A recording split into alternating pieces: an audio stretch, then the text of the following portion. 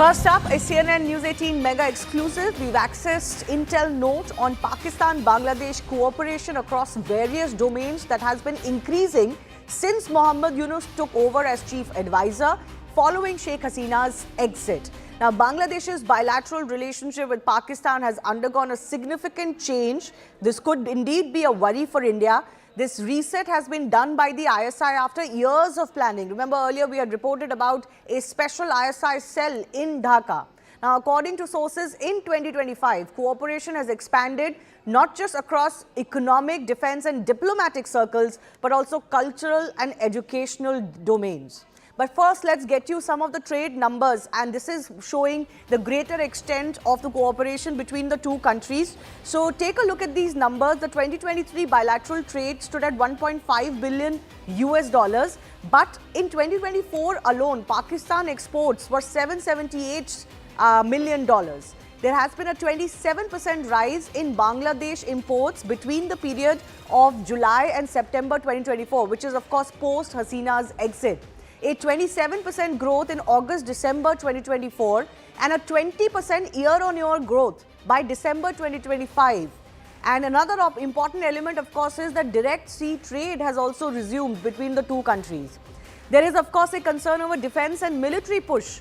Now, Pakistani Army Joint Chiefs have met Yunus. This happened in October 2025. Bangladesh has joined the Aman 2025 naval exercise. There were talks on JF-17 fighter jets that took place earlier this month. And there is a plan, according to our intel notes, to buy 40,000 rounds of 155 shells. This is signaling Pakistan's arms export push to Bangladesh and also Bangladesh's effort to diversify beyond China and Russia. How will India be looking at all of this? Let's take that to my colleague Siddhant Mishra, who's joining us. Siddhant. All right, I'll go across to Siddhant in just a bit. But first up, let me go across to Lieutenant General DP Pandey, security analyst, joining us. Thanks a lot, Lieutenant General, for joining us. Your first thoughts of what's going on. This seems to be a long-term planning. We know that this has been in the works. How concerned should India be? India, firstly, should be at the very outset be concerned what's happening. But most importantly, we have to understand that this is the external games being played in the region. And possibly, I'm quite sure that Indian hierarchy, the leadership, intelligence agencies would have been totally aware of it. It is US is setting up the match in Myanmar, Bangladesh, Pakistan, in this region, basically to contain Chinese expansion in the footprint. As Sheikh Hasina was and Imran were unwilling to play the ball with America. Yeah. So you know exactly where Imran is and where exactly Sheikh Hasina is.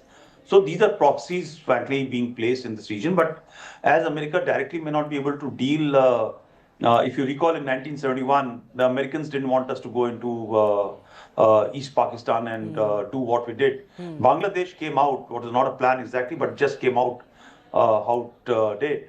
But the fact is that since then, ISI or the Pak intelligence agencies, Jamaat and Razakars, all three wanted to have a leverage which was required to be there because it actually had debunked the entire two-nation theory on which Pakistan was raised. So that was an ideological contest for Pakistan. Yeah. And now with this reset happening, this has given them a free hand to actually engage with Yunus. And I'm sure when Yunus was brought in, all these things were in plan. If you remember, within days, shipload of ammunition started landing from Pakistan. Within days, the meeting started happening the moment Yunus came. Actually, he was put and planted in Bangladesh. So I'm sure this was all in works, already in play, and you're just waiting to happen. And therefore, I think this whole script has given the Pakistanis an opportunity to create a chaos. And why should we be concerned now? Sometime back, at least about 2 years back, and on a channel about a year back, I have spoken a number of times that India, instead of looking at 2.5 front, should start very, very seriously looking at the 3 front this thing, because Bangladesh was emerging even when Sheikh Hasina was there. At least in my view, it was a challenge. And now Indian military security forces have to actually look at very, very seriously on this third front which has come about. More importantly, like in Pakistanis, if you recall, a few months back, there was a endeavor which was on after Pahalgam happened to push back all Pakistanis, and there were thousands of Pakistanis unknown turned up within our country who were have overstayed visas or they Yes. had come in some manner and all. And if you recall, but you know, how you look at the numbers of Bangladeshis in our Bangladeshis country. in India. No, so So while I'm going to touch upon that point. Lieutenant General, just stay with me because I want to highlight some more aspects of this overdrive that is currently on. So let's talk about the diplomatic push. So there was the first foreign secretary talks in 15 years between the two countries that happened again in April 2025. This was almost a year after the fall of Sheikh Hasina. You had Pakistan FM Ishaq Dar visiting Dhaka in August 2025. This was the first FM visit from Pakistan since 2012. So again, in over a decade, 6 agreements have been signed, visa exemptions have been given for diplomats, and trade and humanitarian cooperation is also increasing. So all of this is just going on to show that there is a surge in the activity between or the truck between Pakistan and Bangladesh. Look at these numbers. The diplomatic visits have jumped from 1950 in 2024 to over 3,300 by 2025.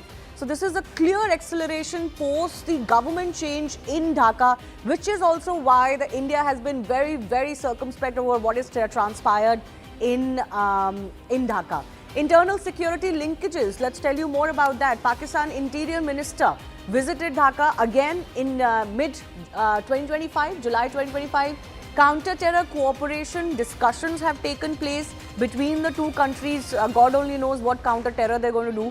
But proposed police training exchanges are happening and intelligence coordination has been deepened between the two countries. I also want to bring in my colleague Siddhant, who's tracking this for us. Siddhant, you look at that number of the diplomatic visits, 73% jump in the diplomatic engagements between the two countries. We've seen high-profile meetings take place, including army chiefs, etc. Just goes on to show the increasing collaboration between the two countries. Well, that's right, Shivani. And in fact, Bangladesh leadership has always been told by the Indian side that any kind of Pakistan's involvement in Bangladesh or perhaps closing up with Bangladesh will have a direct impact or could have a direct impact on India-led security architecture in the region. And in fact, Sheikh Hasina was always sensitive about India's concern when she was the Prime Minister. But, you know, as you rightly said, in fact, you just highlighted that how in last 1 year there have been multiple meetings taking place between the two countries at leaders level, at the levels of intel officials, at the level of army chiefs, etc., etc. There were visa-free entry, which was allowed by Bangladesh for Pakistani citizens. There have been multiple vessels coming from Pakistan docking at Chattogram port. Now we are also learning. In fact, Komolika reported yesterday that there's going to be direct flights from between Karachi and Dhaka. So at all levels, they have increased the cooperation. They are strengthening the cooperation. And you know why, Shivani? This is a matter of concern for India. Because you know, Pakistan doesn't believe in stability of the region. In fact, if India has opted out of SARC, or perhaps if SARC is not a successful initiative, then the only reason is Pakistan, because SARC, the foundation of SARC was on the basis of regional cooperation. But a country which believes in exporting terrorism, how can that country be trusted as a key stakeholder for the regional cooperation? But look how Yunus is desperate to revive SARC. In fact, the other day on the funeral ceremony of funeral of Khalida Zia, when all the leaders from the neighboring countries reached Dhaka. In fact, he called this. He called that particular day that this today is a spirit. The spirit of it's good to see that spirit of SARC is alive. So you know he has this obsession with SARC, and perhaps that is something which Indian side is definitely not liking, because there is already BIMSTEC existing. There is already close cooperation with the other neighboring countries. But you know, each time around, the interim leadership of Bangladesh, Shivani, wants to bring Pakistan into the picture, wants to bring their leaders into the picture, cooperation with Pakistan. I don't know what they are going to achieve from Pakistan, but perhaps many tell me that this is mainly to irritate India, Shiva. Yeah, I mean, we obviously know the trajectory that Yunus administration is taking, Siddhant. You've seen comments which have been very, very provocative against Indian territorial integrity when it comes to China and Chinese interests as well. So I want to bring in Lieutenant General DP Pandey one more time. You were touching upon that very important issue of how, Pakistan is treated and Pakistani presence in India is treated. I'm not sure if India would like to do the same as far as Bangladesh is concerned. Certain moves have been made to send a signal to Dhaka. But I think more or less the Indian government also feels that if a free and fair election is possible, if even the BNP was to come to power in Dhaka, then things would reverse quite a bit. Or would that be foolhardy? Yeah, look, one should always back from hope, right? But in case of Bangladesh, I will slightly like to differ. Because when the religious issue takes place, India can do anything in terms of economy to empower, enable, but then the religion, that Islamist connect, is far more important for a large section of important leadership in Bangladesh or any other country. There's a point which I just want to just highlight very quickly. A lot of people are saying that Islamists are now outflanking India, surrounding from east and this thing. But you look at US, you look at New York, you look at Europe. These are concerns which are happening in all these locations, right? So in our case, it becomes far more challenging because the way the Islamists want to move forward in terms of human rights issues, security issues, the internal trouble which they want to have, issue is not of trade. So if anybody thinks that Pakistan is signing a trade agreement with Bangladesh, so एक गरीब दूसरे गरीब को क्या देगा, right? How are they going to circumvent the distance which is involved to go through the seas or without the overflight permission with India to reach out? So even the direct sea trade that has been restored, a first Pakistani cargo ship has docked first in Chittagong in November 2024, which was again post Hasina.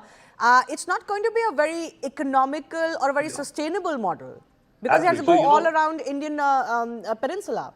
So the same rice which India was selling to Bangladesh is virtually about 50 to 60 rupees extra in terms of a ton, which was just sent to. So, economically, trade-wise, and the point I think which Gupta brought out about was about SAARC.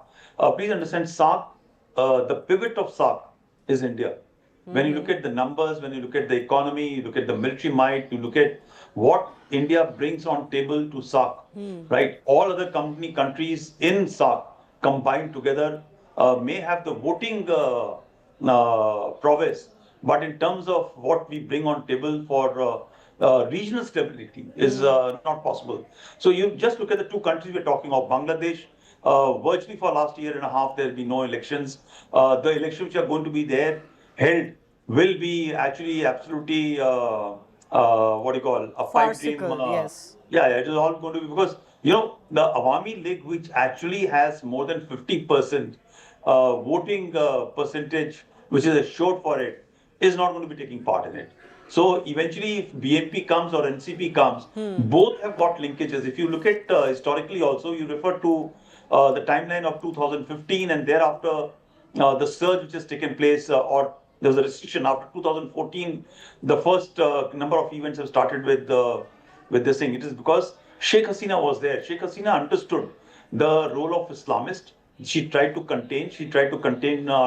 Terror activities from Bangladesh territory into our Indian territory. Right. But there's a significant segment in Bangladesh strategic community which wants to continue to keep trouble for India because of the issue of religion, right? Yeah. It is nothing basically to do with the pre-1971 situation. There's that segment that wanted to be East Pakistan has never really fully been either neutralized or converted. So that threat certainly continues to be. We're seeing shades of it with what's happening to Hindus in Bangladesh. But I'll leave it at that. Lieutenant General DP Pandey, thanks a lot for joining us.